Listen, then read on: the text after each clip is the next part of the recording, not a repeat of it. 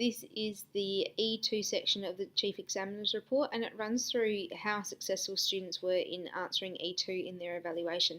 Now, E2 actually asks for the evaluation of decisions made in response to challenges and or opportunities that come about from the specific research processes that you used.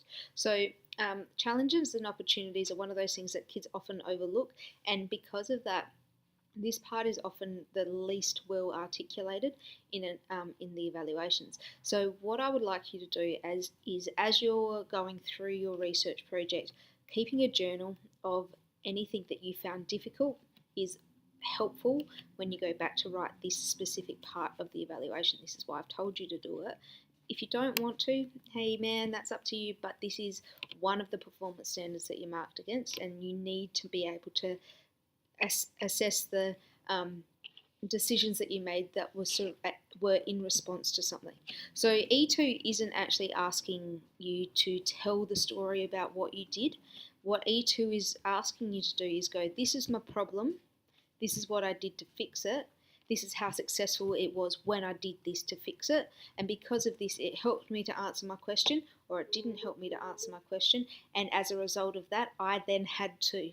Alright, so there are very distinct parts of this performance standard that needs to be thought about. There are resources to be able to write this available through the SACE board website, and I've got the URL that's currently on the screen for you to be able to get to there. But what I want you to look at first of all is that where the more successful responses came from, and in this case most of them came when students talked specifically about the decisions that they made.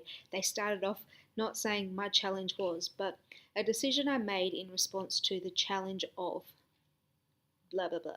A decision made in response to the challenge of finding someone to be able to interview was to speak to my mother, or to speak to my grandmother, or to speak to my doctor.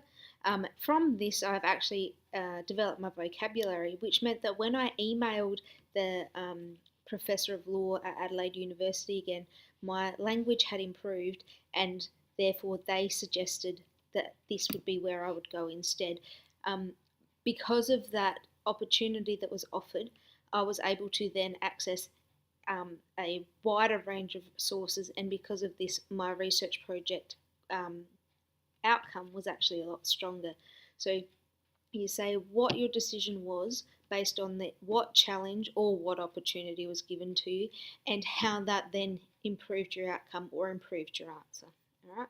The next thing that I want you to identify is that you don't need 18,000 sentences telling you what the challenge was. I don't care. What I care about is what the decision was that you made in response to that challenge. And making valid judgments about the decision that's made. Was it highly successful? Was it highly effective? Was it not successful? Was it not effective? Why wasn't it successful? How do you know it wasn't successful? In response to that, what did you do? All right, so that's the kind of responses that you're expected to be able to give in this section. What you need to always go back to is your question and how the decisions made helped you answer that question, or how the decisions made didn't help you answer your question and therefore you had to do something else instead. If you look at the bit under the less successful responses, there's 4 dot points. Do not talk about those as dot points. Do not talk about those as challenges. Do not talk about those as opportunities. Do not talk about going to the library and the librarian helping you. Nothing like that is a challenge or an opportunity. That's not what they want. Those are first world problems. Do not discuss those at all. Stay away from them. All right? I see them so often, and you can't get really above a C if you're talking solely about first world problems. My internet was crap, so don't care. What did you do instead? Why didn't you look at books to start off with? It doesn't matter. Alright, so make sure that what you're talking about are really specific challenges with that type of process. I really struggled to be able to develop my vocabulary. I really found it difficult to be able to access a credible source. I really found it difficult when conducting my surveys to be able to analyse the data that I was getting back. Their challenges that are appropriate to a particular process, right? That's what they're asking for in this performance standard. And after marking these, this is where kids lose marks. So you go from an A to a B to a C to a D in this section. All right?